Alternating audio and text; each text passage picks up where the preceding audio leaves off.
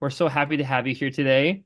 It is Sunday, May 5th, 2024. We are not just happy to have you all here today. Violetta, before the session, said this is a special one where we're going to talk about Shoghi Effendi and the Dawnbreakers. So, with that being said, we want to welcome all of you for this series on The Guardian. We have Miss Violetta here with us today, and we are so happy to continue on this session. For all of you who are joining, if you're new, please, we recommend that you subscribe to our channel so you can come in and watch it again next week, the sessions on The Guardian. And also look at the videos that we have in our Guardian playlist where we've started and we're still on the road through the journey of the life of Shoghi Effendi, the Guardian. Just making it a little quick, the introduction today, Violetta. Thank you so much for being here with us. We wanted to just say one other thing. If you are joining us on Zoom, we welcome you to please share the link with your friends. We have plenty of room in this Zoom for up to 100 participants. So we're very happy to have all of you here again. Violetta, we're so happy to have you. On behalf of Clearwater Bahá'ís, welcome. And again, thank you for being here on this next part of the series on The Guardian. Thank you so much. Just excuse me 1 second. Sure. Well, Okay. while that's in process, we want to just let you all know, if you're interested in seeing the chronology online, we recommend that you go to the Utterance Project's website or the YouTube for the Utterance Project as well. The Utterance Project is an initiative started by Violetta and Adib Masumian. Together, they were able to collaborate and put together something really nice. You have the Blessed Beauty, the translations of the writings of Baha'u'lláh, also called the Blessed Beauty. You have from Persian and Arabic, the spoken word. You can listen to the word of God out loud and understand what the words mean where they are provided in English. We thank all of you for joining us here today. Welcome. Thank you so much for that very, very lovely and sweet introduction. Clearwater Bahá'ís YouTube channel and just the Clearwater Bahá'ís, they're my spiritual home in a sense. We've collaborated on almost 60 talks together. The 3 chronologies of the Bab, Baha'u'lláh, and Abdul-Baha, and now the Guardian, but also storytellings of the history of the faith. And it's such an honor to present these chronologies because they were written and they were published online, but they really come to life in the format of storytelling. And storytelling is an integral part of our Baha'i identity. And one of the most important storytellings at the basis of our faith and understanding the heroic age is the Dawnbreakers. And the Dawnbreakers is a manuscript that Nabil Azam wrote, I think in 1877, 1887, 1888, with Baha'u'llah's blessing. And Baha'u'llah looked at the manuscript and made changes.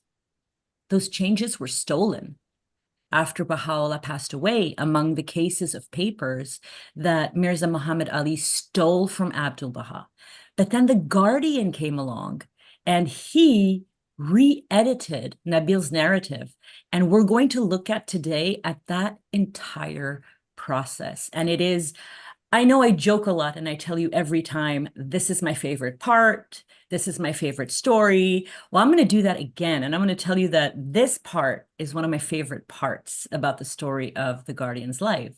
And without further ado, I'm going to share my screen. And everyone can see this, right? Little thumbs up. Yeah, 1. Sorry, Violetta, unmute yourself. Welcome to The Guardian, Part 9, 1930, 1932, The Dawnbreakers. This part covers the life of Shoghi Effendi from the age of 33 in 1930 to the age of 35 in 1932. So he wrote The Dawnbreakers between the ages of 30 and 32, about 11 years after he became the Guardian. July 1931 to February 1932, the goal of a new world order. We're going to start with a story that has nothing to do with either the goal of the world order or the Dawnbreakers. We're going to start with a tiny little story about the Guardian's love for China, 12 to 16 August 1931. Abdu'l-Bahá had a deep, profound love for China that he wrote a tablet about it. It was published in Star of the West, where he expounds in a long paragraph about China. And in the interest of time, I'm only going to read the beginning of this tablet. This is a tablet which informed the Guardian's priority to send eminent travel teachers, such as Hand of the Cause Martha Root and Keith Ransom Keller, on travel teaching to China. And this is how the master's tablet begins. China, China, China. China ward, the cause of Baha'u'lláh must march. Where is that holy, sanctified Baha'i to become the teacher of China? China has the most great capability. The Chinese are most simple-hearted and truth-seeking. The Baha'i teacher of the Chinese people must first be imbued with their spirit. Oh, sorry.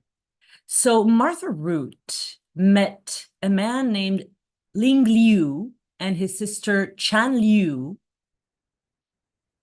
No, his sister Ling Liu, and the brother is Chan Liu, in the United States. They became Baha'is through her while they were pursuing their studies in the United States. Chan Liu was educated in the College of Worcester and at Wellesley College, and got a master's in education at Columbia University. And she was one of the first Chinese women to attend graduate school. So then Keith Ransom Keller traveled to Shanghai on the 12th of August, 1931, and she was welcomed with resident Baha'is. And then she sailed south, and she went to Kowloon, Hong Kong, and she was greeted by this brother and sister team who were taught by Martha Root, Ling Liu and Chan Liu. And each of them now were the head of a university. Ling Liu was the first dean of the Women's College in Lingnan University, and Chan Liu was the president of the College of Agriculture at Sun Yat-sen University. So the next day, the family took her on a tour of the Flower Pagoda. And at one point during her stay, Chan Liu shyly asked if Shoghi Effendi had ever spoken about China. And Keith was absolutely thrilled to answer. She said that Shoghi Effendi often spoke on the vast importance of the teaching work in China, and how pleased he was when Martha Root had visited China for 2 months, from the 22nd of August, 1930 to the 22nd of October, 1930. She had also spent a year in China between 1923 and 1924.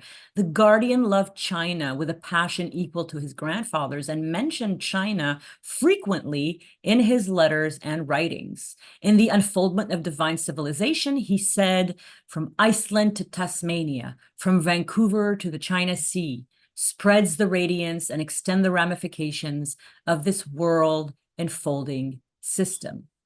Now, many years later, about 12 years later, when he wrote God Passes By, the Guardian listed China as a place to which the immortal Martha Root had traveled and visited nearly 1 100 colleges and university, interviewed the Chinese foreign minister and the minister of education, as well as Chinese being one of the languages that Baha'i literature had been translated in. On the 29th of April, 1953, another 11 years later, or 9 years later, The Guardian listed China as one of the second objectives for consolidation of the faith during the 10-year crusade. Now, on the 28th of November, 1931, The Guardian wrote a letter called The Goal of a New World Order on the 10th anniversary of the ascension of Abdul-Baha. The reason that The Guardian wrote The Goal of a New World Order was because he felt that it was timely for the public to learn and understand the attitude of the Baha'i faith towards the problems of the world, both economic and political. And there were major problems. This collage here is the situation of the world in 1921 to 1930, which is, as you know, the Great Depression. The photograph on the left is a very famous photograph of the ecological disaster that occurred in the Great Plains of the Dust Bowl in the 1930s. Soil erosion and dust storm exacerbated the crisis of the Great Depression, which had started with the crash in New York. The top photograph is millions depended on, no, the bottom photograph is millions that depended on soup kitchens to survive. That's how poor America was. The top picture is an international picture. It's from the banking crisis in Germany that was caused by an economic collapse and paved the way for Hitler and the Nazi Party to take over Germany. So the situation of the world was dire, and these pictures were all taken around the time that The Goal of the New World Order was written. In The Goal of a New World Order, The Guardian carefully explains that humanity as a whole, both individuals and their own moral, personal conduct, and countries as a whole, have strayed so far and have fallen so low that the current world order is beyond saving, which is why he calls it the goal of a new world order. There is no man-made fix to any of these problems, according to The Guardian, which he explains in this long letter. Shoghi Effendi is so adamant about this point that there is no man-made solution that he makes a comprehensive list. Diplomacy can't save it. Economic theory can't save it. There is no set of man-made principles that can fix this solution. There is no commitment to mutual tolerance that's going to save humanity as it stands now. And there is no international organized cooperation. There is only one hope for humanity that humanity is not even aware of. It is Baha'u'llah's simple yet unbelievably powerful promise for a new divine civilization with, as its end goal, a divinely appointed new world order, and that humanity's unqualified acceptance of Baha'u'llah's solution is its only hope. This is very important because The Guardian is so confident and straightforward and direct and honest and unapologetic about the situation of the world and the solution of the Baha'u'llah's new world order. He emphasizes the duty of every individual believer to propagate the cause of Baha'u'lláh. And I want to read to you, I chose a very long excerpt for The Goal of a New World Order, and I encourage you to go to the website and read it all. I'm going to read just a few lines of it. Let there be no mistake. The principle of the oneness of mankind, the pivot round which all the teachings of Baha'u'llah revolve, is no mere outburst of ignorant emotionalism or an expression of vague and pious hope. Its appeal is not to be merely identified with a reawakening of the spirit of brotherhood and goodwill amongst men, nor does it aim solely at the fostering of harmonious cooperation among individual peoples and nations.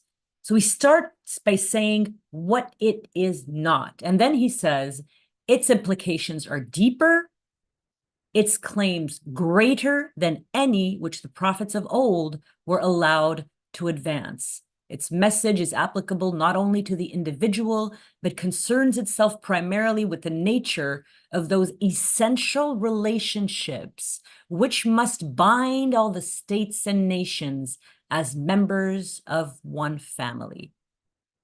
The excerpt is 3 times as long. This is one of my favorite stories in the chronology. 26th of February, the passing of Abu'l-Qásim.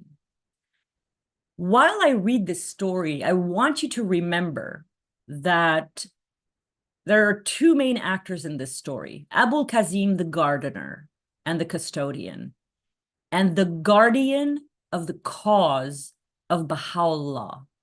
And I want you to really be present in how the guardian deals with the passing of a man who was a gardener.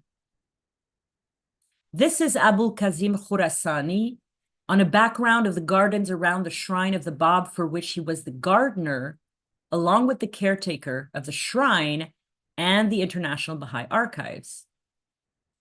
Abu'l-Qásim Khurásání was a very talented gardener.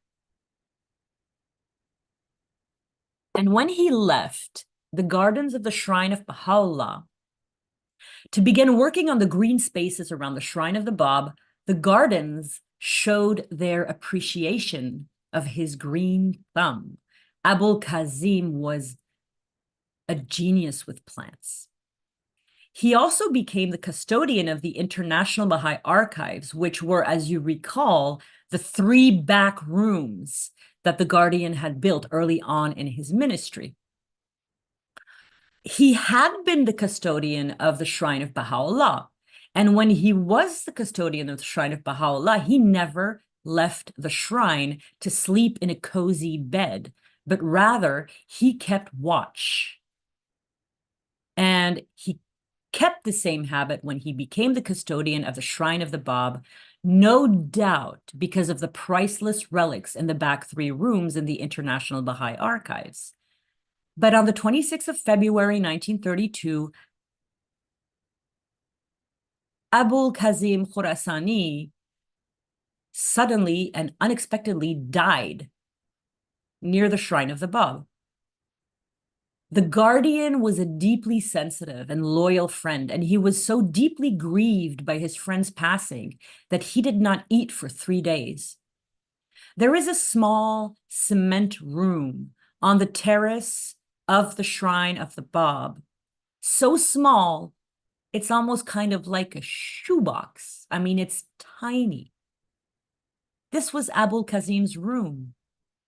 On the 25th of February, 1932, the night before Abu'l-Qásim died, Shohgi Effendi had 2 puzzling but significant dreams in which the greenery around the shrine of the Bab had withered away as if it had been singed.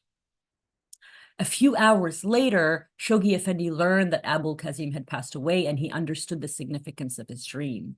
He sent a cable to the Baha'i world about the passing of Abu'l-Qásim the gardener. Profound sorrow, preoccupations occasioned by unexpected passing of Abu'l-Qásim, custodian, International Archives, and caretaker garden Bab's holy shrine, causing unavoidable delay, preparation manuscript, Baha'i world. Urge, emphasize in Baha'i news his marvelous self-abnegation and trustworthiness as outstanding qualities of a remarkable character.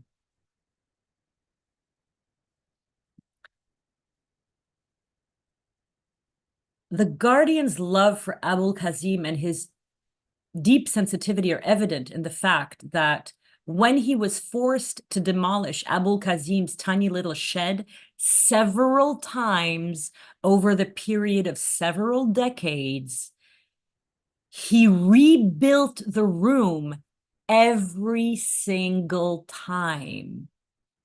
a little further west every time because of the room's association with this stalwart, enkindled, loyal servant of Baha'u'lláh. Shoghi Effendi never forgot a friend.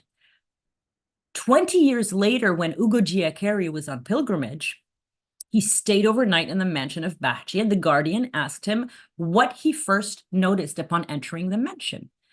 Shoghi Effendi was very pleased with Ugo Giaccheri's response. Ugo Giaccheri said that the first thing he had noticed was the framed photograph of a very interesting Persian man's face at the top of the staircase. The Guardian's face glowed with joy, and he told Ugo, "Oh, I am glad you did see it. How observant you are. I placed that picture there myself for everyone to see. It is our remarkable and celebrated gardener Abu'l-Qásim, whose services to the master and myself will never be forgotten." From the moment Shoghi Effendi placed Abu'l-Qásim's photograph at the top of the mansion's staircase, the humble and devoted gardener would be the very first face to welcome generations of pilgrims down the centuries and keep watch on Bahji forevermore.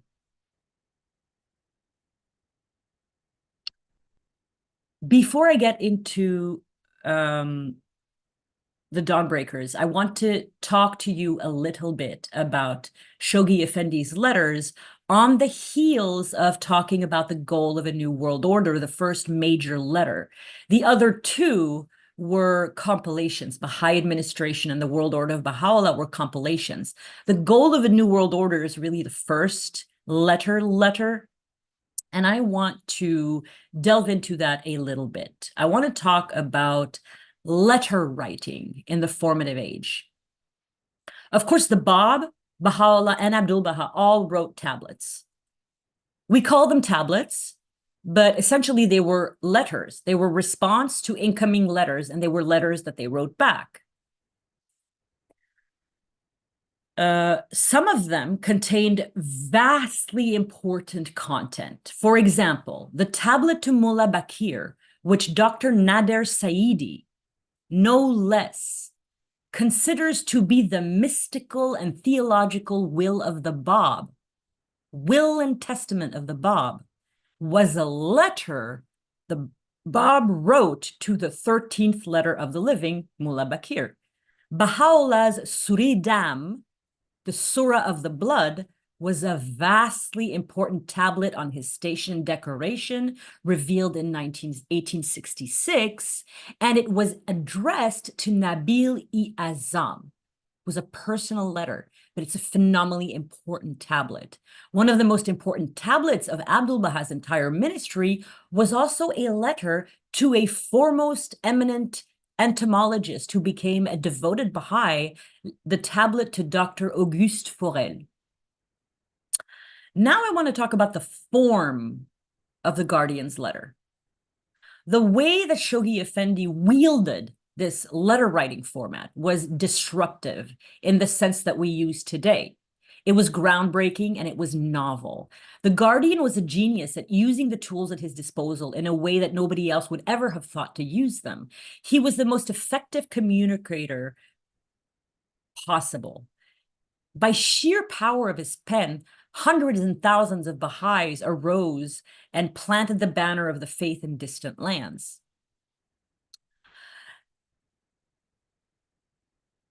Shoghi Effendi's letters sometimes ran up to 140 pages, with some paragraphs spanning 2 entire pages without a period, containing sentences that were sometimes 3/4 of a page long. Those are not really the rules of like effective writing. If you look at blogs on writing today, they say short sentences, short paragraphs, use words that your readers don't need to look up in the dictionary. The Guardian didn't follow any of these rules. He used 14th century words. He used words containing the third or fourth definition of a polysemous word, meaning a word that has many meanings, like the word bank. The Guardian wanted to convey a sense of urgency, then he used a different technique. He used short, punchy aphorisms, short sentences that read like tack, tack, tack, tack, tack, like a beat of a drum. And his cables weren't always short. Sometimes he sent cables that were pages and pages long. So now I want to talk about the content of these letters. And the content of these letters is really how the Guardian builds the administrative order. He provides historical analyses of current events. He provides an interpretation of what is meant by Baha'u'llah's New World Order. He educates the believers on these topics. He teaches them how to teach. He talks to them how to behave as human beings, a moral and ethical code they need to follow. And he ensures the propagation and dissemination of the faith, and he prosecutes Abdul-Baha's tablets of the divine plan. Shoghi Effendi was a man of action. A lot of people think he was this peaceful, quiet, immovable person, but he was constantly in motion, working on dozens of different fronts at the same time, multitasking in a way no one can multitask, because everything he did was perfect when he was multitasking. He had full attention on everything, whether it was editing the Baha'i World or writing a letter or building the Shrine of the Bab. But he was also able to fix his glance into the future towards the victories of the 10-year plan and the distant golden age of the cause of Baha'u'lláh. Now, I really want to touch briefly on the Guardian's style and his sublime English. Although he only spent 18 months in Oxford, the Guardian came to master English to such a degree that he could blend modern words and ancient turns of phrases seamlessly. He could navigate a tone that ranged from warmth and intimacy all the way to authority, and he could elevate, astonish, inspire reverence. He could use his words to affect any kind of emotion he wanted to affect in the worldwide Baha'i community of the followers of Baha'u'llah. He could move seamlessly between formal and intimate language. He wrote in a dignified but a loving tone, and he addressed historical and futuristic perspectives ranging in scope from personal to world-encompassing. Ruhiya Khanum stated that Shoghi Effendi's English had a double effect on the Baha'i world. Not only did it elevate the reader, but simultaneously it fed their starved minds and their souls with truth. The Guardian was a writer, but unlike most writers, he was not telling stories or stating facts. He was using his words to transform the world. And that's the reason the Guardian's English is like no one else's, because no one else had the destiny to steer an entire faith, an entire community of believers from the heroic age to the formative age, and that be their preoccupation for an entire 36 years. That is why the Guardian is inimitable. And now we come to the first of many mentions of this man from the 17th century, Edward Gibbon, the inspiration of Shoghi Effendi. Oh, actually, he was an 18th century essayist, historian and politician, and he was most famous for his historical masterpiece, The Decline and Fall of the Roman Empire, published in 6 volumes between 1776 and 1788. He was well known for his sense of irony. Shoghi Effendi discovered Gibbon's Decline and Fall of the Roman Empire in Oxford, and he loved Gibbon from the moment he discovered him to the moment he died. When he died, there was a copy of Gibbon's Decline and Fall of the Roman Empire in his bedside table. So this is a lifelong love. Dr. Anne Boyles, who's the foremost expert on the Guardian's letter writing style, points out characteristics of Gibbon's style, which Shoghi Effendi sublimated. I mean, he went further than Gibbon, but Gibbon was his inspiration. In particular, Dr. Anne Boyles talks about Gibbon's lengthy, balanced sentences, which we all know Shoghi Effendi used, but to an nth degree. He also had a careful construction of long paragraphs that can't be taken apart without losing essential meaning. These are all elements that are present in the Guardian's writing that come from Gibbon, but which the Guardian perfected and elevated, because the content of the Guardian is not ancient Roman history. The content of the Guardian is the spiritual destiny of individuals and mankind and the faith of Baha'u'lláh.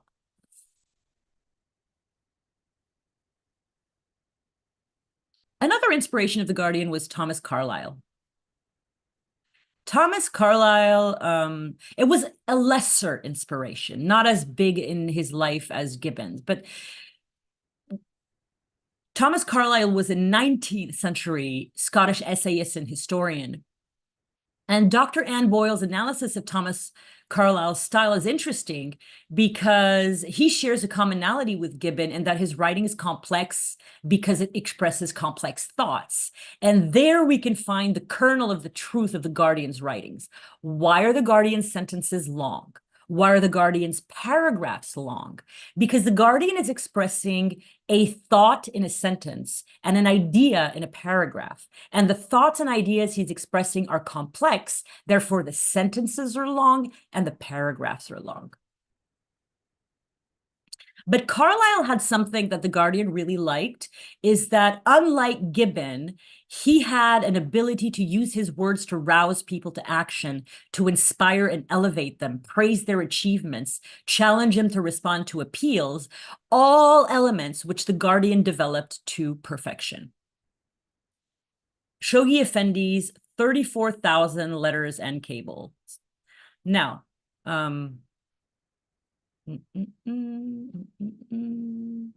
so real quick, the handwriting that you see here is the handwriting of the Guardian, and it's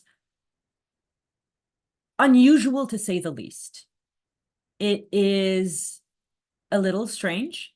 It's a little bit left-leaning. And when Mr. Ali Naqshbandi gave a talk in Akuto in 2006 on the range and power of his pen, the writings of Shoghi Effendi, there was a question from a young woman, I think, in the audience, who said, well, that kind of looks like a left-handed writing, but I heard the Guardian was right-handed. And Shoghi Effendi and Ali Naqshbandi said, yes, the Guardian's handwriting is the left-handed writing of a right-handed man. Because when he went to Jesuit school, they forced him to write with his right hand. And he was right-handed just for writing, and he was left-handed for everything else. And so his very, very characteristic and particular handwriting is the handwriting of a left-handed person who's been forced to write with their right hand. So during his lifetime, Shoghi Effendi only wrote one book, God Passes By, published in 1944, although it is not only unfair, but it is also inaccurate, according to Ruhiya Khanum, not to include The Dawnbreakers as a book authored by Shoghi Effendi, because he recreated it, and I'm going to go into detail why. It is estimated that the Guardian wrote a total of 34,000 letters and cables during his ministry, with 16,370 letters currently in the Center for the Study of the Texts at the Baha'i World Center. The shortest cable Shoghi Effendi ever wrote was a single word, welcome, inviting the first Baha'i on pilgrimage to the Holy Land after World War II. The longest letter Shoghi Effendi ever wrote was a 140-page The Promised Day Is Come in 1941. For Ruhiya Khanum, the fact that the Guardian wrote The Promised Day Is Come in the form of a letter is a profound indication of the deep modesty and humility of the Guardian. The main letters that Shoghi Effendi wrote were the World Order of Baha'u'lláh, the goal of a new world order, a eulogy for the greatest holy leaf that was 18 pages long, the golden age of the cause of Baha'u'lláh, America and the most great peace, the dispensation of Baha'u'lláh, the unfoldment of world civilization, the advent of divine justice, the promised day is come, and the challenging requirements of the present hour, which is published in Citadel of Faith.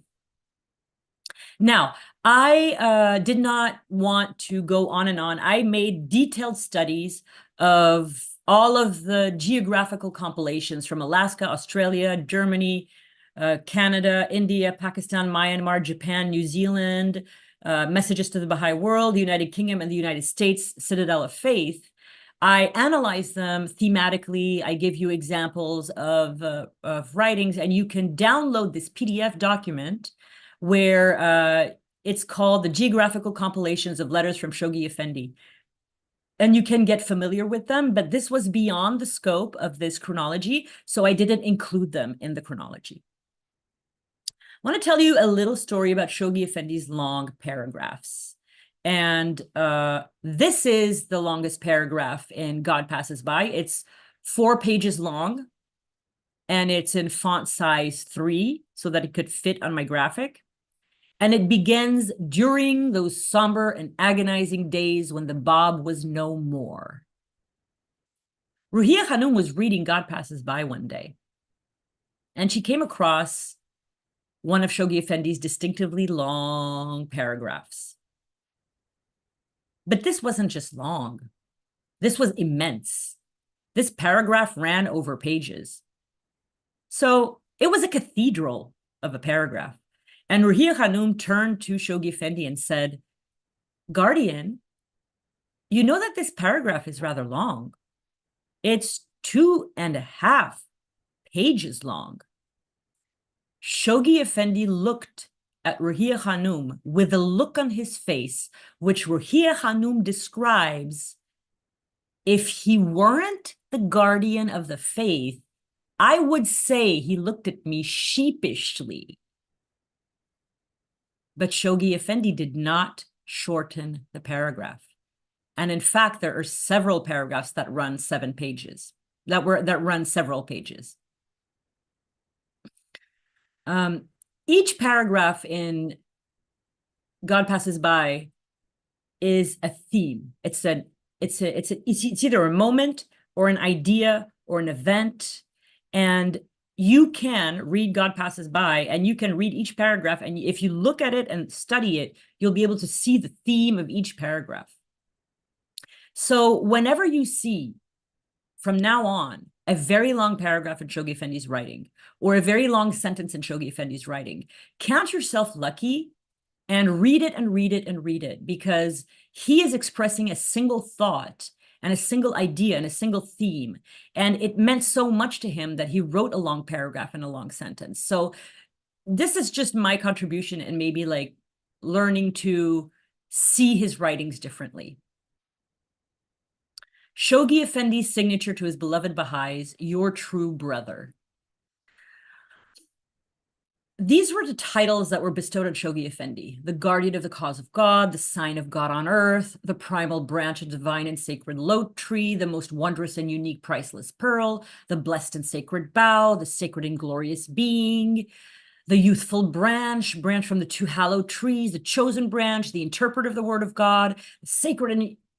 Nothing is more significant. Nothing is more telling of Shoghi Effendi's love for the Baha'is, and by extension for us today as well, that the object of such prophecy, the descendant of 2 manifestations of God, would choose to sign his letters, "Your true brother, Shoghi." It's very touching that the guardian signs Shoghi, given that in his own childhood, Abdul-Baha always told everyone, including Shoghi Effendi's father, never call him Shoghi. Always call him Shoghi Effendi. But when he wrote to us, he signed Shoghi.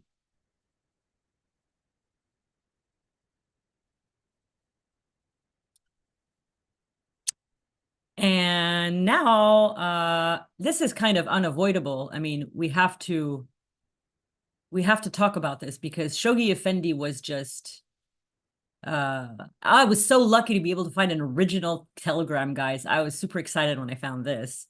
Okay, this is from Wilmette, Illinois. Alan Locke, Howard University. Would greatly appreciate article from your pen or any aspect faith for centenary issue Baha'i World, Volume 9. Loving greetings, Shoghi Rabbani. Haifa Centenary Baha'i Shoghi Rabbani.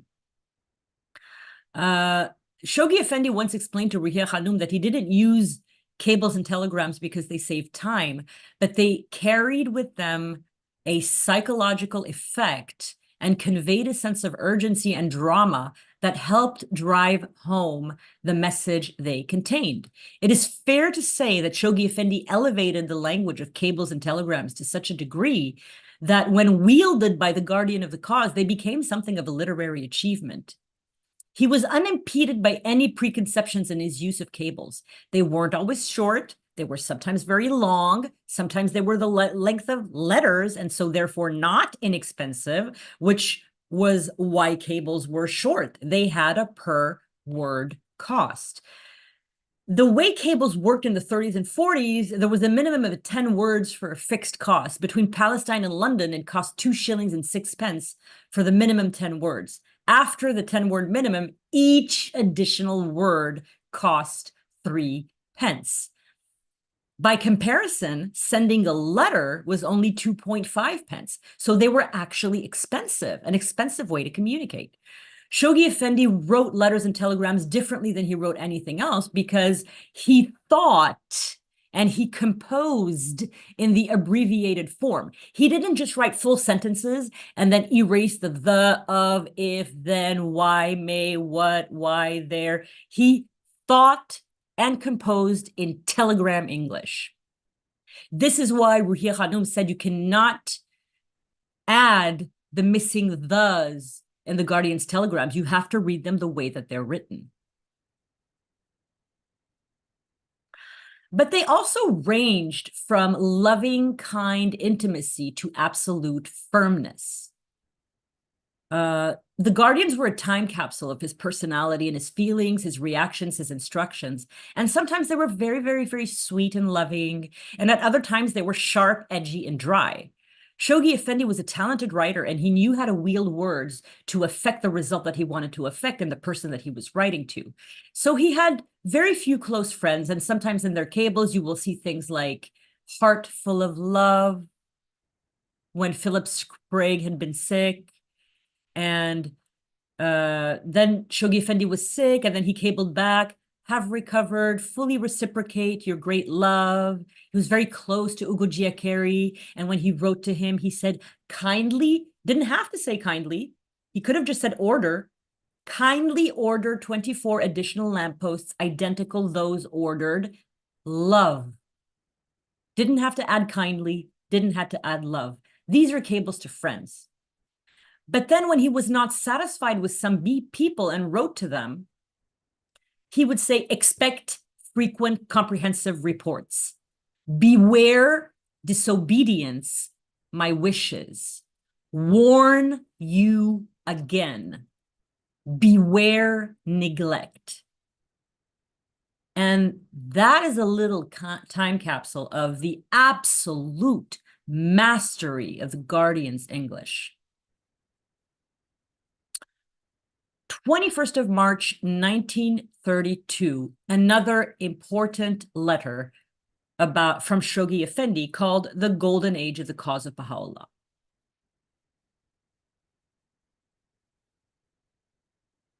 Four months after the goal of a new world order, Shoghi Effendi wrote a 17-page message addressed to the Baha'is of the United States and Canada on Nowruz, 21st of March, 1932, titled The Golden Age of the Cause of Bahá'u'lláh.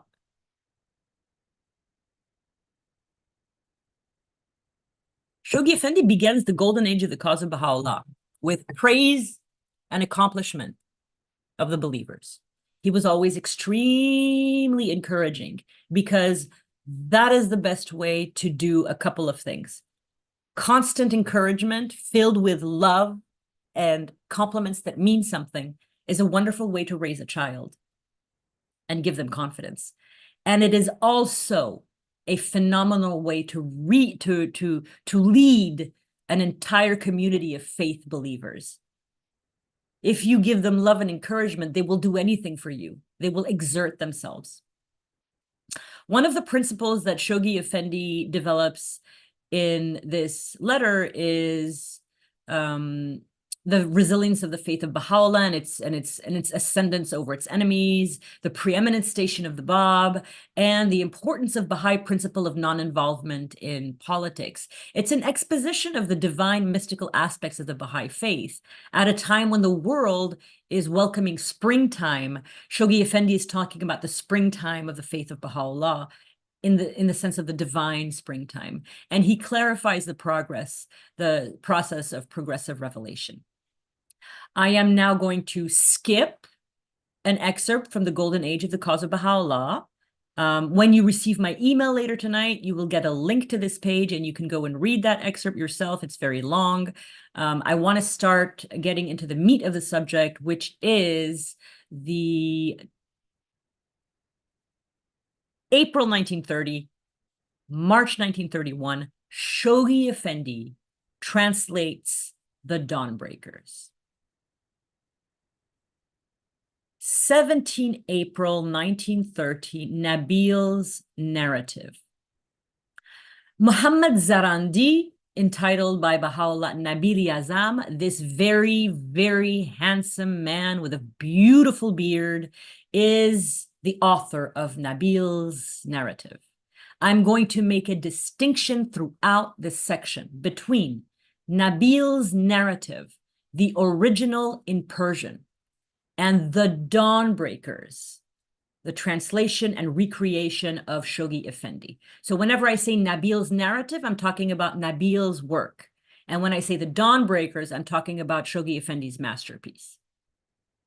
From the moment he became a Babi, he was such an active believer. And actually, if you go into the Clearwater YouTube, I really recommend you do this. Go to the Clearwater playlists on their YouTube channel and look for the talk that I gave on Nabil-e-Azam. You're going to be absolutely shocked. This man went on like 8 or 9 teaching missions specifically on the order of Baha'u'lláh. Anyway, he served Baha'u'lláh for 40 years. And at some point in the beginning, he started taking notes, interviewing early Babis, interviewing survivors of Sheikh Tabarsi, meeting Badi and writing about it before Badi became the courier to bring the letter to the Shah. Just kept copious notes. When he was in Istanbul, in Edirne for 7 months in 1866, 1867, he interviewed Mirza Musa, the brother of Baha'u'lláh, who was there when Baha'u'lláh converted to the Babi faith. Anyway, 40 years kind of go by, and Nabil Yazam is now living in the Holy Land with Baha'u'lláh in the last 8 years of Baha'u'llah's life, and everybody's just like nagging him, like, all these notes you've taken, make a book, write a history. And Nabil has spent an entire life obeying Baha'u'lláh and going on missions for Baha'u'lláh. So he's like, no, definitely not. I am not writing a book unless I get the blessing of Baha'u'lláh. So I guess his friends must have started singing a different tune and said, well, ask Baha'u'lláh if you can write a book. So in the end, he asked, and Baha'u'lláh agreed. And he sat down and wrote Nabil's narrative for 18 months between 1887 and 1888. And Baha'u'lláh encouraged him several times in this work.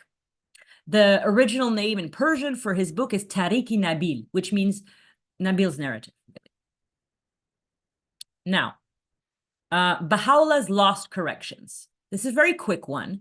Baha'u'lláh edited the manuscript, and the edited version of Nabil's narrative was lost when Mirza Muhammad Ali stole the cases of Abdul Baha, which Baha'u'lláh had legated to him a few days before he passed away. And these cases were never found. And they contained seals, they contained tablets, they contained Baha'u'llah's writing instruments, they contained all kinds of tablets, and they contained the original edited version of Nabil's narrative. So very few Baha'is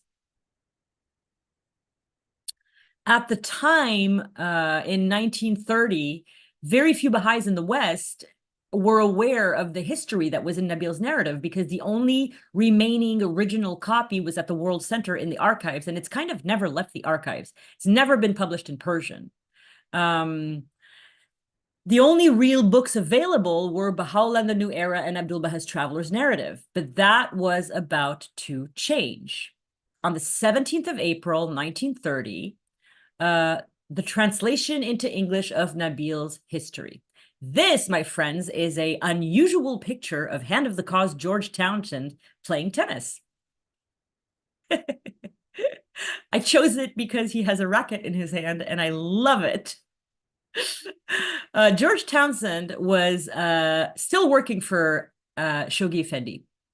He was reviewing the last installments of the translation of the Kitab-i-Ikan on the 17th of April, 1930, when he received a letter from Shoghi Effendi that basically dropped a bomb. Amazing letter. He said, it was on behalf of his secretary, Shoghi Effendi is now working on the translation into English of Nabil's history. This is the most extensive, detailed, and interesting history of the cause still in manuscript form. And as the author, a Baha'i poet translated by E.G. Brown, was in close association with Mirza Musa, Baha'u'llah's only true brother, it carries a good deal of authority also. Shoghi Effendi would be grateful if you would go over his translation of Nabil and make suggestions and alterations like you did in the Ikan. Of course, in this case, you need not be as literal with sacred writings. Shoghi Effendi wishes me to also suggest that with your desire to write Baha'i plays and tableaus, you had better wait for this translation, for in it you will find an embarrassing wealth of material for what you have in mind. So from April to September 1930, Shoghi Effendi sent George Townshend his translation of Nabil's narrative in installments of 100 or more pages, each time with cover pages. By the 5th of November, 1930, George Townshend had read the entire book, and he had the reaction Shoghi Effendi hoped all Baha'is would have. He was heartbroken at the descriptions of martyrdoms, events he knew nothing about. He was shocked by the physical, thrilling character of the history, the heroism, the sacrifices, the sincerity, the steadfastness.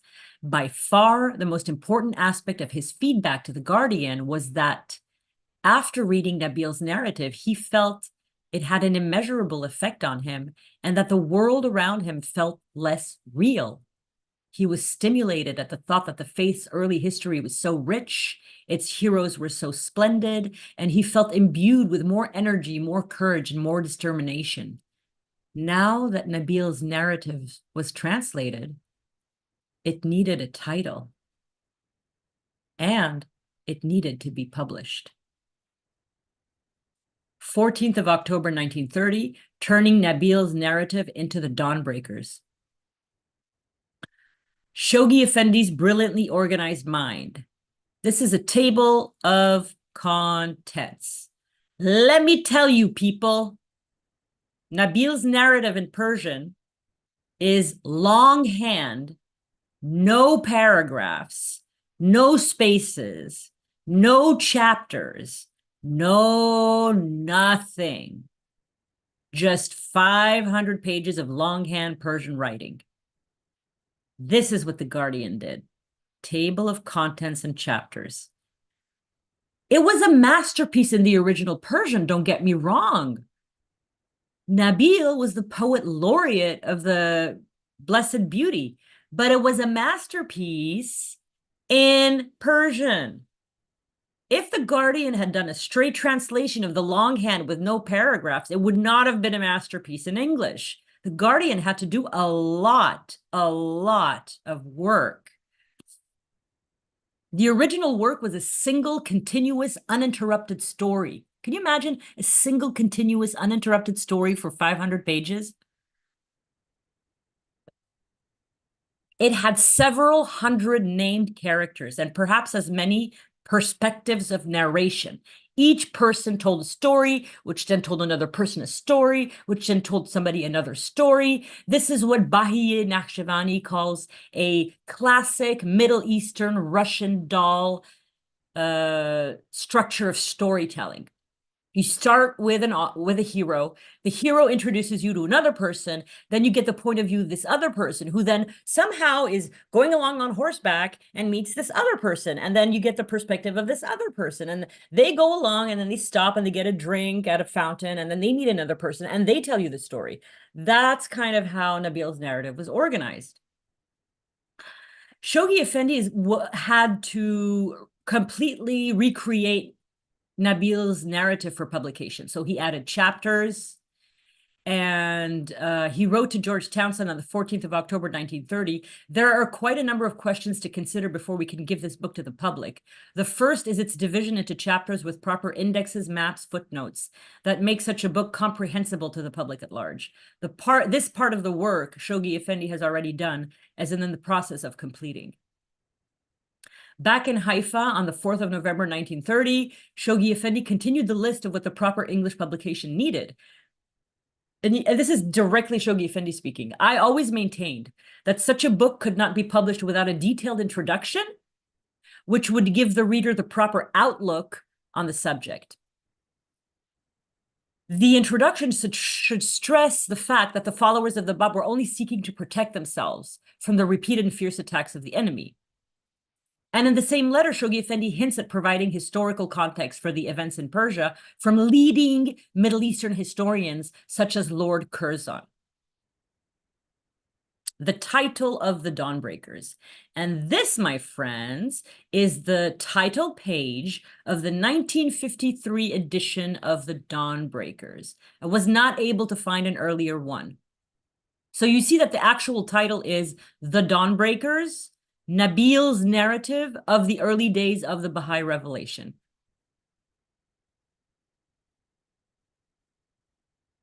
And it was George Townshend who came up with the title. He said The Dawnbreakers.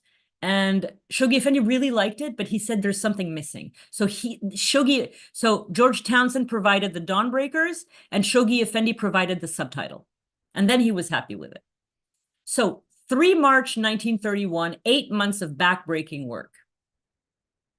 These are the footnotes to chapter 12, the Mazandaran uprising. There are 29 footnotes in this single chapter, and there are 30-some chapters. And this is what Shoghi Effendi called a back-breaking labor. It took Shoghi Effendi 8 months of continuous back-breaking labor to translate, edit, annotate, illustrate, prepare the Dawnbreakers from publication from the summer of 1930 to March 1931. One of the most arduous tasks of all, beyond the translation, was the annotation of nearly 300 pages of footnotes. That is the job our guardian did, on top of safeguarding the faith, extending the properties in the world center, building the administrative order, preparing the world for teaching plans, encouraging individual pioneers, welcoming all the pilgrims. 300 pages of footnotes. If you guys have ever written anything or a paper, anything, you know footnotes are the most difficult thing to do. So difficult. The Guardian even said in a letter to the National Spiritual Assembly of the United States and Canada, the translation of Nabil's narrative and the reading of books quoted in the footnotes and arrangement of the notes have taken a great deal of time and have entailed a considerable amount of labor and effort. And I'm going to translate that from Shoghi Effendi English to like regular English. If the Guardian says that something has entailed a considerable amount of labor, and if he says that it has taken him a great deal of time, it means that it was absolute torture. For him to say that it's been hard means that it was excruciating. So that's, yeah. I'm going to skip this. We've covered a lot of what is in this vignette in a letter to Martha Root on the work of the Dawnbreakers. because he talks about back-breaking hard labor and the 600 pages and the 200 pages of notes. We've covered that, so I'm just going to, interest of time, go to the dedication of the Dawnbreakers. The dedication of the Dawnbreakers is just absolutely wonderful, because you have to remember that the greatest holy leaf is going to pass away immediately after this is published. And so once his masterpiece was finished, the Guardian finally had a worthy gift, entirely his own, to bestow upon the woman who had basically raised him and been his pillar for the first 11 years of his guardianship, the last remnant of the family of Baha'u'lláh, the greatest holy leaf, Bahiye Khanum, outstanding heroine of the Baha'i dispensation. And this is the dedication of the Dawnbreakers from Shoghi Effendi to the greatest holy leaf, the last survivor of a glorious and heroic age. I dedicate this work in token of a great debt of gratitude and love. Now, I want to talk to you a little bit about what Shoghi Effendi did to Nabil's narrative. I want to go into detail here. Shoghi Effendi recreates Nabil's narrative. So the final book is 748 pages. There is a table of contents. This is everything in this little flower here is everything that Shoghi Effendi added. Table of contents, list of illustrations, 8 appendices. Of course, he translated it. He edited and corrected it. He took away exaggerations and developed things that weren't developed enough by Nabíl. 26 chapters, 150 illustrations, 20 color facsimiles of the tablets of the Bab to the Letters of the Living and to Baha'u'lláh, an original introduction, a genealogy of the Bab, a genealogy of the Qajar dynasty, of which Nasruddin Shah is a part, a genealogy of Muhammad, law in Persia, acknowledgements, tribute by Baha'u'lláh, 657 footnotes, an introduction, an 8 5-part historical synopsis taken from the works of Lord Curzon, an introduction to Shia Islam, and acknowledgements, and an epilogue. So when Ruhiya Khanum says that the Guardian recreated Nabil's narrative into the Dawnbreakers, this is what she's talking about.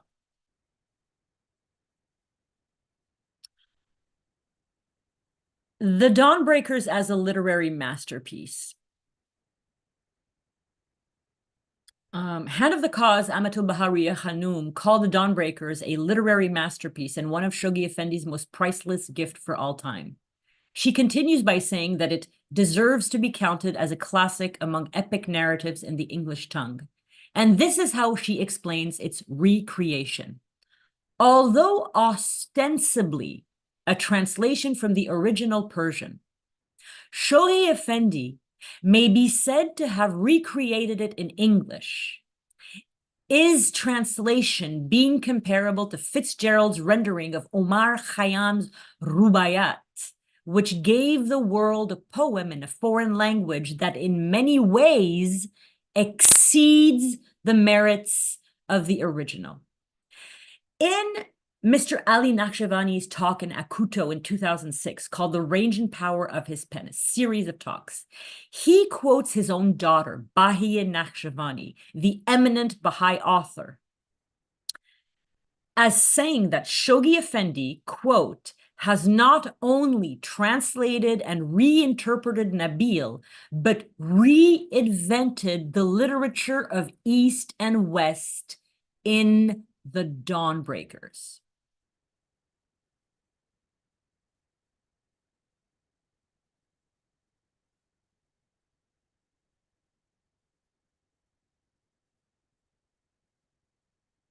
I'm going to skip this. This kind of has nothing to do with anything, so I don't know why I put it there. If you're curious about Shoghi Effendi's love of history from childhood, you can go to the chronology and read it. The content of the Dawnbreakers. This is going to be really short. The Dawnbreakers is divided into basically two parts. Part one is a pre-revelation days, and it only has two chapters. It has chapter one, the mission of Sheikh Ahmadi Asai, and part two, the mission of Sayyid Kazimi Rashti. And then part two is the other 24 paragraphs. It's the revelation of the Bab, and it starts with the declaration. Then it moves on to Mullah Hussein going to Tehran, Baha'u'lláh going to Mazandaran, then the pilgrimage of the Bab to Medina and Mecca, and then he comes back in Shiraz and is under house arrest. He goes back to Isfahan, then he goes to Kashan, then the Bab is imprisoned in Maku, then Mullah Hussein goes to Mazandaran and is a black standard, and then there's the uprisings of Sheikh Tabarsi and the martyrs of Tehran and the martyrdom of the Bab, and it ends with the attempt on the Shah's life and its consequences. So it's basically part one is 1793 to 1841, when the Bab sort of meets Sayyid Kazim in Karbala. The Bab actually met Sayyid Kazim, if you'd never heard that before. And part two basically starts in 1844 and goes all the way to 1852. I'm going to address the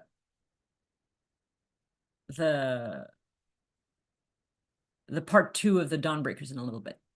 The Babi dispensation in the Dawnbreakers. This is just, honestly, I'm going to skip this because this is just the content of the, like, I just basically said what's in here. I just said all the different chapters. This is basically the same thing. The Dawnbreakers epilogue is a 17-page statement by the Guardian that gives an overview of the Bab's ministry and praises the heroes of the Babi dispensation and comments on the apathy of Nasruddin Shah and his vain and empty hopes of uprooting the faith and all his failures, basically. In fact, the thing that he thought was going to be the most effective was banishing Baha'u'lláh from the land of his birth, from Tehran to Baghdad. And what happened when he did that, in fact, was that he spread the faith to a new country. And then they exiled him again, and he spread the faith to yet another country. And then they exiled him to Akka, and then he spread the faith to yet another country. So it's just an account of the failures of Nasruddin Shah and his narrow-mindedness. So it's kind of an amazing epilogue, and a lot of people don't read it or haven't read it, and I really, really, really hope that you do. Now, this is super exciting. This is my favorite part of my favorite part. This is July 1930 to January 1931. Effie Baker, Australian photographer woman, and the magnificent photos of the Dawnbreakers. 18th of July, 1930, The Guardian sends Effie Baker on a mission. This is Reza Shah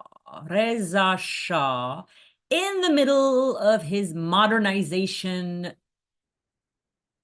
lunacy at the Trans-Iranian Railway construction site in the late 1920s. Shoghi Effendi was following the news very closely, and he's following Reza Shah's modernization of Iran very closely. And Reza Shah is paving over countryside with roads and train tracks. And Shoghi Effendi is basically worried, because if he does this everywhere in Iran, he's going to pave over grave sites of martyrs and places like Badasht that have a place in Baha'i history. So what does he do? He takes Effie Baker, who I introduced to you last time, and he sends her as a photographer to Persia with a special mission. He asks her to photograph as many of the sites that are associated with the Bab, his life, his family, his wife, his son Ahmad, where he's buried, the Bab's dispensation, the life of Baha'u'lláh, the life of the letters of the living, the life of the martyrs of the cause, the life of the heroes of the cause, all the historic events that basically take place in Nabil's Dawnbreakers. And he wants her to take pictures of as many relics as he can. One of the main reasons that Shoghi Effendi needed these pictures was because not only did they have historical and archival importance, but he wanted to illustrate the Dawnbreakers with pictures. So from the 18th of July to the 5th of August, Effie Baker is going to travel from the Holy Land to Persia. And these are two of the cameras Effie Baker used. On the left is a #1A autographic Kodak folding camera. And on the right is a Thornton Pickard camera. So she left with these, this one had a wide angle lens and a folding glass plate camera. It was perfect for photographing relics. And she had a Thornton Pickard and she had other cameras and she had a lot of equipment. Everything was in an old canvas bag. And she followed the Guardian's wise advice and purchased basically all the photographic film that was in Haifa at the time. So she traveled through Syria to Baghdad and arrived in Baghdad on the 26th of July, 1930. If you notice, like the previous part where I was talking about Shoghi Effendi writing the Dawnbreakers, she is taking pictures at the same time as Shoghi Effendi is still translating the Dawnbreakers. So these two things are happening kind of at the same time. She arrived in Tehran on the 5th of August, 1930. It took her about not a lot of time, you know, between Baghdad, just a few days. And she spent 2 weeks in Tehran. This was a very risky journey for her because she was European, she was a woman, and she was a Baha'i. So the first thing she did is she made a first journey to Mazandaran. And these are all the pictures, not all the pictures, but these are some of the pictures that I found from Mazandaran. So this is the house of Qudus. This is the ruins of Baha'u'llah's house in Takur. This is the shrine of Fort Sheikh Tabarsi. This is the village of Afra, where Baha'u'llah stayed when he was visiting Sheikh Tabarsi. This is Amul, where Baha'u'llah was tortured and imprisoned. And this is the village of Dizva. And I'm going to be honest, I can't remember what happened there. So this was the first journey that she took, was in Mazandaran. Then the second journey that she took was to go to Ghazvin and Tabriz. And here are just a sampling of pictures that she took in Tabriz. This is one of the houses in which Tahirih lived. This is the mosque that Hujat built in Zanjan. This is Milan in Azerbaijan. This is the Namaz Khani of the Sheikhul Islam of Tabriz, showing the corner where the Bab was bastinadoed and hit so hard in the face that he had an enormous welt that had to be cared for by an Irish doctor. This is also Tabriz, and the X here marks the spot where the Bab was suspended with anise and martyred. And this is the location of the old moat where their bodies were thrown and then recovered by two very courageous, adventurous Babis. Then she went on a third journey to Khorasan. Khorasan is a really important province in Persia. It's a big province.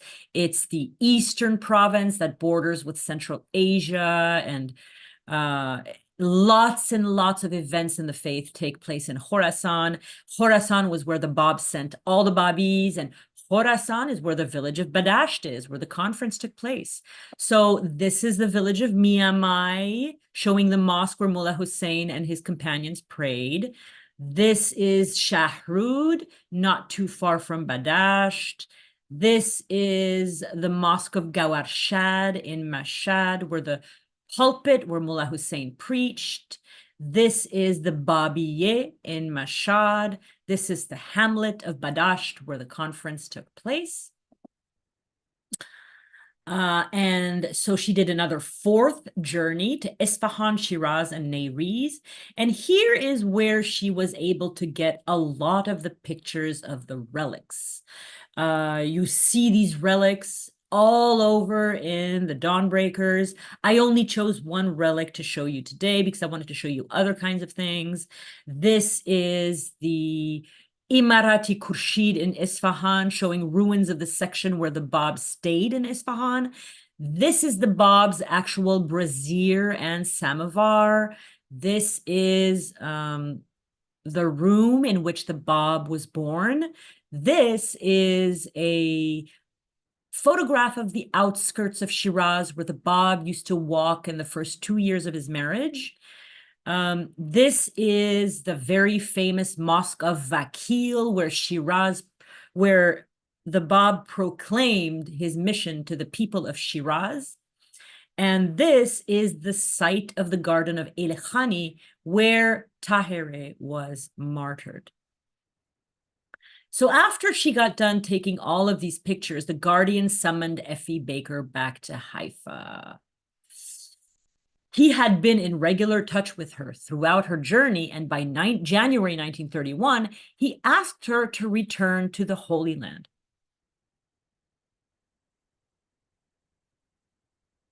It was snowing when Effie left Tehran at the end of January 1931, and she traveled for 8 days over snow-clad mountains, traveling through Kirmanshah and Karand, crossing the Iraqi border, and she got a wonderful surprise when she arrived in Baghdad. The Bahá'ís of Baghdad had gone ahead and taken pictures of all the sites in Baghdad, so she didn't have to do it. So she left the next morning with the pictures.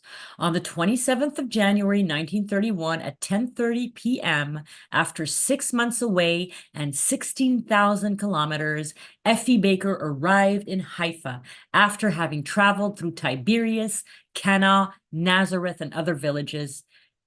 Effie Baker had taken 1,000 photographs. She made 3 copies of her work. She left 1 copy with the National Spiritual Assembly of Persia. She sent 1 copy to the Guardian. She sent a 3rd copy to Fujita with the mailing address of the Eastern Pilgrim House, and she traveled with the originals back to Haifa, where she arrived 6 months after she had embarked on her great adventure. She spent 2 full weeks developing her photographs once again, and until mid-February 1931, many of the sites Effie Baker had photographed disappeared over the next decades under the bulldozer of modernization of Iran.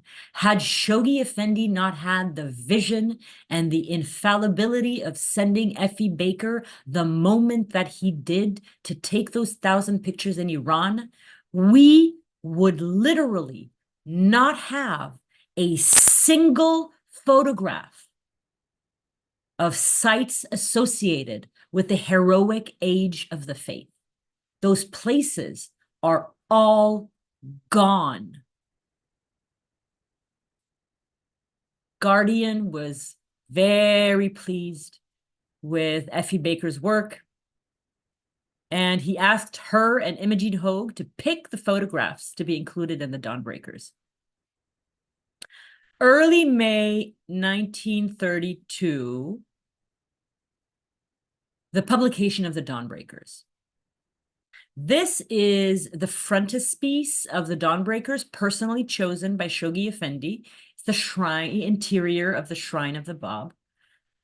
Shoghi Effendi spent a lot of time thinking and writing about how the Dawnbreakers should be published. He put a tremendous amount of thought and care into this. This book was really, I mean, of course, God Passes By is the Guardian's real, fully authored, full book. But it's hard not to think of the Dawnbreakers as his masterpiece because of everything that he added to it, the care he took in the pictures, and the care he took in choosing the frontispiece and the facsimiles and the colored reproductions and the oh my God, he made so many genealogies by hand himself. It's hard not to think of the Dawnbreakers as Shoghi Effendi's masterpiece. Really, that's By the end of March 1931, the translation and preparation of the manuscript were done, and they were sent to the United States. And by July 1931, the publishing committee began the Herculean task of preparing the Dawnbreakers for publication. It took nearly 10 months to publish. The scope of publishing the Dawnbreakers. This is super cute. This was hard to find. I had to go to Baha'i News, and I had to go to every single issue of Baha'i News between 1930 and 1932 until I found an announcement of the Dawnbreakers for sale. And it's like the publishing committee, blah, blah, blah, will collect. The price of the standard edition is $7.50. The limited edition autographed by The Guardian is $35. In view of the fact that the cost of this book has been guaranteed by the National Assembly, no discount can be given to librarians. I love this. This is such a wonderful little bit of Baha'i news. So the book was insane to publish. It was 748 pages long. There were 150 photographs that had to be manually placed in the text with the printing, blah, blah, blah. Like, you know, they didn't have InDesign back then, you know? So if you have pictures in the middle of the text, it changes the way you arrange the letters and the way that you print them. And by early May 1932, the Dawnbreakers had just come off the press and was almost immediately distributed throughout the world. It had an initial print run of 2,000 copies bound in green leather with a dawning sun logo embossed in the gold cover. And there were 300 copies of a deluxe edition that were signed by Shoghi Effendi. The Guardian loved the Dawnbreakers, and he sent them to everyone. He sent them to eminent personalities. He enthusiastically encouraged all Baha'is to study the book, especially Baha'i youth. Every local spiritual assembly librarian in the United States and Canada got a copy of the book. The National Spiritual Assembly instructed local communities to ensure the Dawnbreakers was included in all their local libraries, reducing the price to $5 for them. And it was very much a big deal when it came out. Now, so I am just like, I'm a romantic. I love, and I love stories. And this is Mary Maxwell. And in just a few years, she's going to be married to the Guardian. But until she's married to the Guardian, she is just an amazing servant of the faith, and she's an excellent speaker. She's in touch constantly with Shoghi Effendi, who's always telling her, go here, go there, speak, learn to speak better, practice your public speaking, write more, write articles. Their correspondence is the correspondence of the Guardian and his servant in the field. There is nothing romantic about the 5 years of letters exchanged between the Guardian and Ruhiya Khanum. It is Mary Maxwell, servant of Baha'u'lláh, the Guardian, head of the faith. That is the tone of their letters.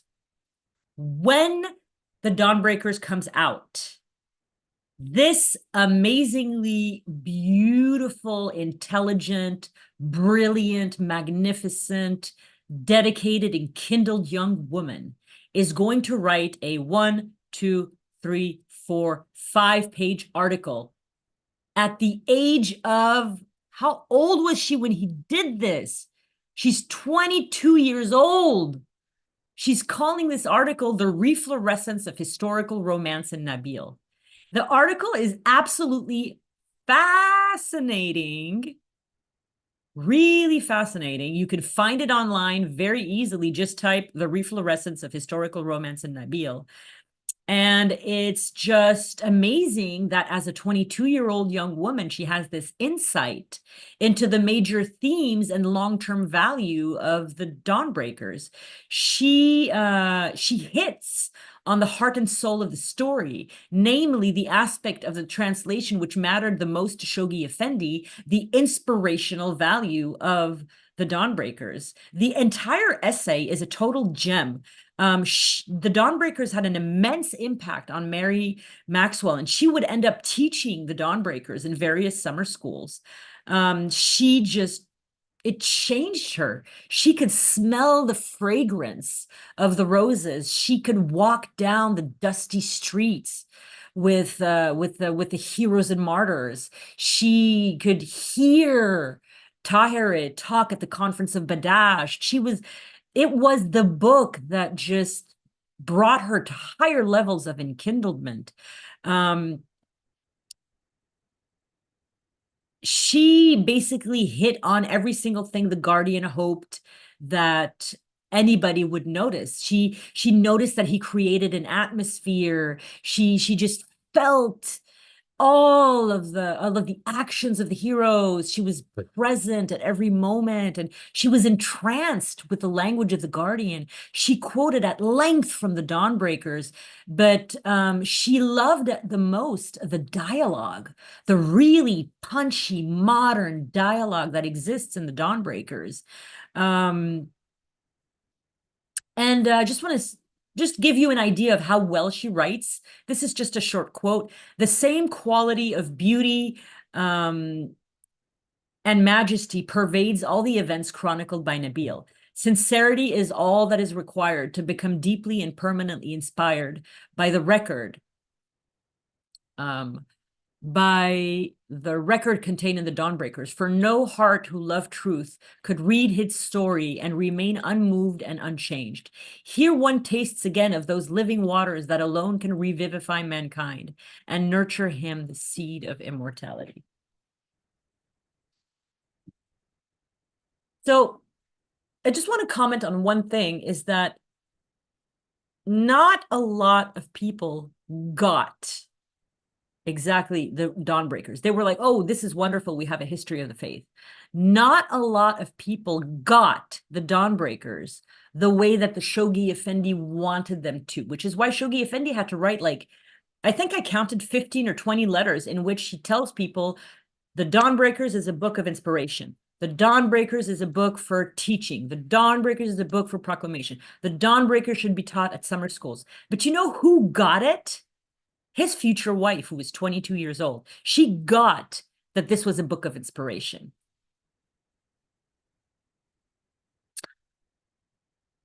The Dawnbreakers, Shoghi Effendi's masterpiece.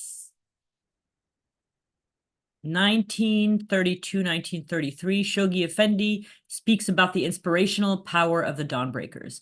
I'm going to run through these quotes real quick just to get you an idea of how many times he talks about inspiration. Shoghi Effendi undertook the translation of the Dawnbreakers only after being convinced that his publication will arouse the Friends to greater self-sacrifice and a more determined way of teaching. The history of a people is always a source of inspiration. To its future generations, Nabil's narrative will operate in the same manner and remain forever a stimulus to the Bahá'ís. The life of those who figure in it is so stirring that everyone who reads those accounts is bound to be affected and impelled to follow their footsteps of sacrifice in the path of faith. The Guardian sincerely hopes and prays that the study of the Dawnbreakers will inspire the Friends to greater activity and more exerted energy in serving the cause. The life of those heroes of the faith should teach us what true sacrifice is.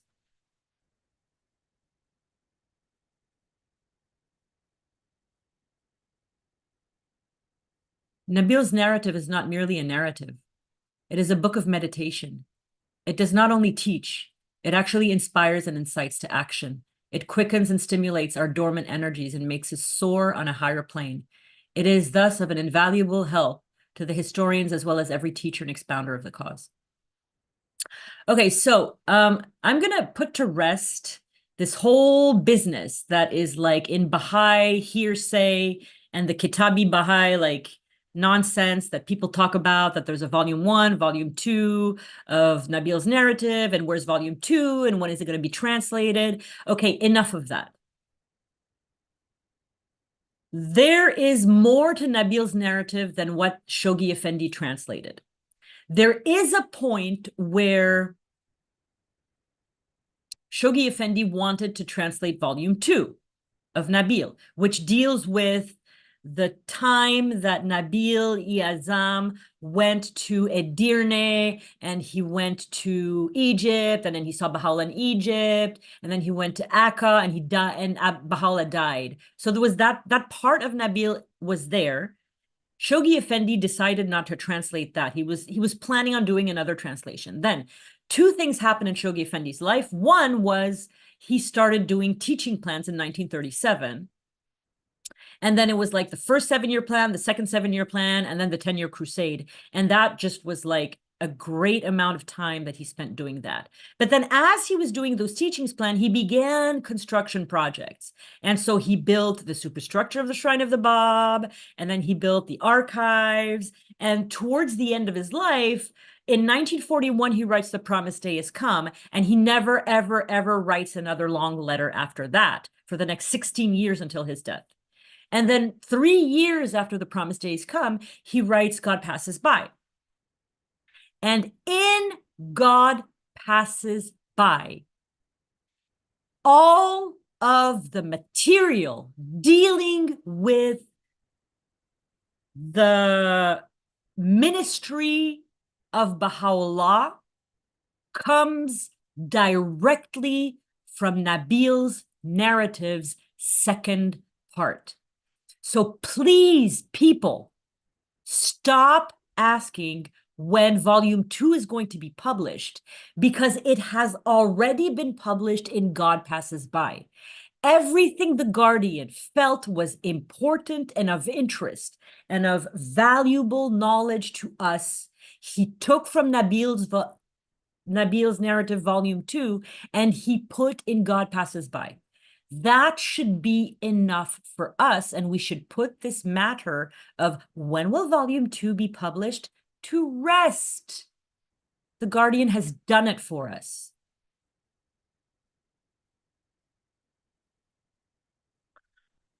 I'm going to do a very short section here, is that one of the main important roles of the Dawnbreakers is as a preparation for future pilgrimage to the House of the Bab in Shiraz and the Most Great House of Baha'u'lláh in Baghdad.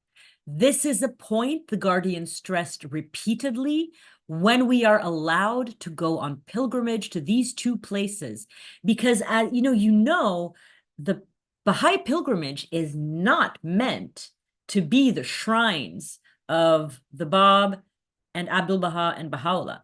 Baha'i pilgrimage is in fact supposed to be the House of the Bab in Shiraz and the Most Great House of Baha'u'lláh in Baghdad. But currently, because we cannot do that, we do a different pilgrimage.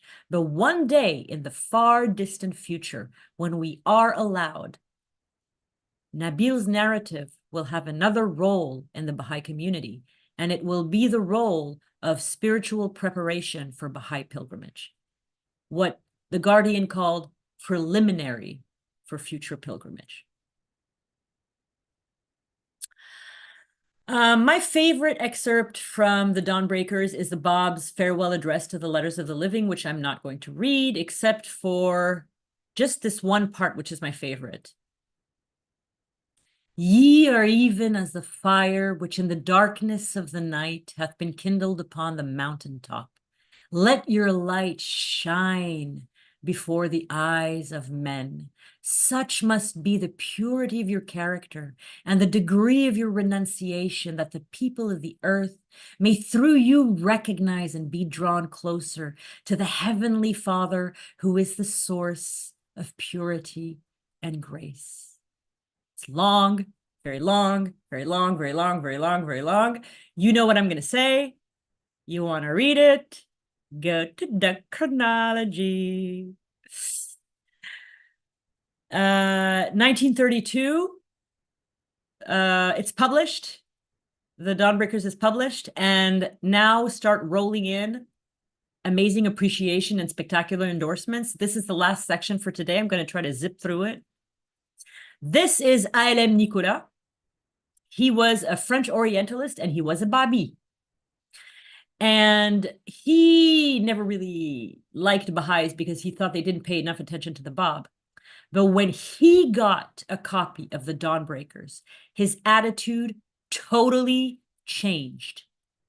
He said of Shoghi Effendi's work, "Now I can die quietly. Glory to Shoghi Effendi, who has calmed my torment and anxiety. Glory to him who has recognized the truth of Sayyid Ali Muhammad called the Bab. I am so content that I kiss your hands which traced my address on the envelope which brought me the message of Shoghi. Thank you, mademoiselle. Thank you from the bottom of my heart." A.L.M. Nicolas spent decades heartbroken that Baha'is disrespected the Bab. He got a copy of the Dawnbreakers and all was good. Spectacular endorsements worthy of a masterpiece. This is also part of my deep dive into Baha'i news. I was looking for any kind of newsy materials on the Dawnbreaker, and I found this. You may be interested to know that many of the distinguished men to whom Shoghi Effendi sent a copy of the Dawnbreakers as a present wrote him an answer that it is one of the most beautiful books they have seen for a long time. This proves how successful you have been in that important task.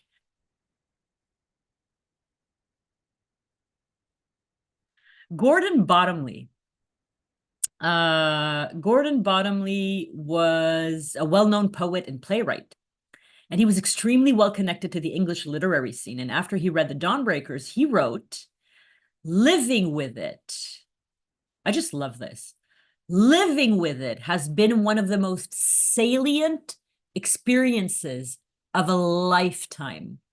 But beyond that, it was a moving experience, both in itself and through the psychological light it throws on the New Testament narrative." What an intelligent comment. Dr. Alfred W. Martin. Could not find a picture of this person. I cannot tell you how much I get frustrated when I can't find a picture I want. But anyway, this is a picture of the New York Society for Ethical Culture at 2 West 64th Street at Central Park West in New York. Dr. Alfred Martin was a well-known scholar and humanitarian and associate leader of Ethical Culture Society in New York City. He wrote to Shoghi Effendi to thank him for his copy of the Dawnbreakers, saying, "Your magnificent and monumental work will be a classic and a standard for all time to come. I marvel beyond measure at your ability to prepare such a work for the press over and above all the activities which your regular professional position devolves upon you." These are all comments by people who were not Baha'is. This is a very important one. This is Bayard Dodge. Bayard Dodge was one of Shoghi Effendi's old professors from Syrian Protestant College. I told you, Shoghi Effendi kept in touch.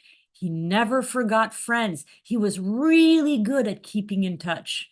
Beautiful quality of his. He remained one of Shoghi Effendi's most encouraging friends. Once Bayard Dodge read Nabil, the Dawnbreakers, which he spent a whole summer reading, his appreciation was just amazing. I'm going to read these last two appreciations in full because they're so important.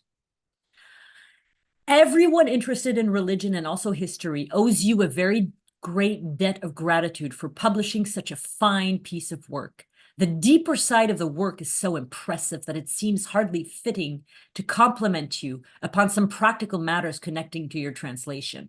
Because, of course, he knew translation.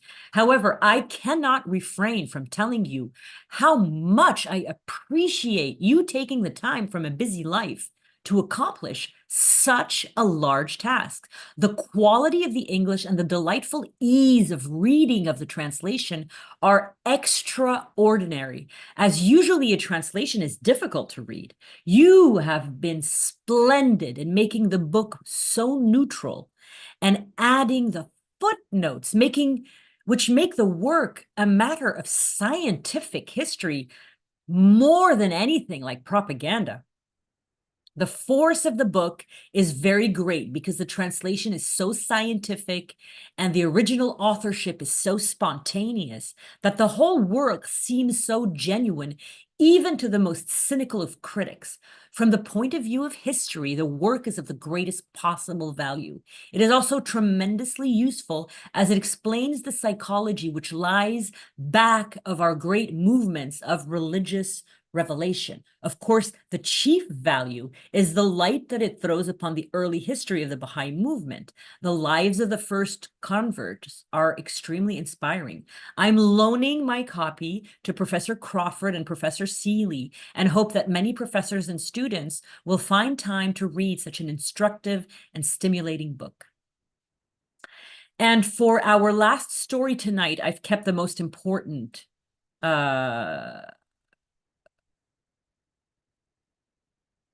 endorsement.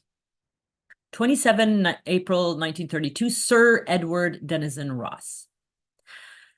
In 1932, there was probably not an other Orientalist of the caliber of Sir Edward Denison Ross. He was the top of the top of the top. In the very small field of Orientalism, he was what we would call today a superstar. Professor Ross was an Orientalist and he was a linguist. He was a specialist of the languages of the Middle East, Central and East Asia, and he could read 49 languages, and he could speak 30 of them. He was the very first director of the University of London's School of Oriental and African Studies, which still exists to this day. Edward Denison Ross received a copy of the Dawnbreakers and wrote to thank Shoghi Effendi on the 27th of April, 1932. His letter, according to Rahia Hanum, would be the Guardian's most highly prized tribute for the Dawnbreakers, and here it is in full. 27th of April, 1932, my dear Shoghi Effendi, it was most kind of you to remember me and send me copies of your 2 latest works, which I am very proud to possess, especially coming from such a quarter. The Dawnbreakers is really one of the most beautiful books I have seen for many years. The paper, printing, and illustrations are all exquisite. And as for your English style, it really could not be bettered. And never does it read like a translation. Allow me to convey my warmest congratulations on your most successful achievements of what you set out to do when you came to Oxford, namely, to attain a perfect command of our language. Apart from all this, Nabil's narrative will be of the utmost service to me in the lectures I deliver here every session on the Bab and Baha. Trusting you are in good health, I remain yours very sincerely, Denison Ross, Director. That is it for today. Next week is going to be The Guardian Part 10. I would like you to bring tissues because it's divided in 2 parts. The passing of the greatest holy leaf, and also the dispensation of Baha'u'lláh, which Shoghi Effendi considered to be everything he had to say. I want to thank you for being patient with me, even though I talked for 1 hour and 45 minutes. I love you for still being here. Everyone on YouTube, Facebook, and Zoom. And see you next week. Same bat time, same bat channel. Bye.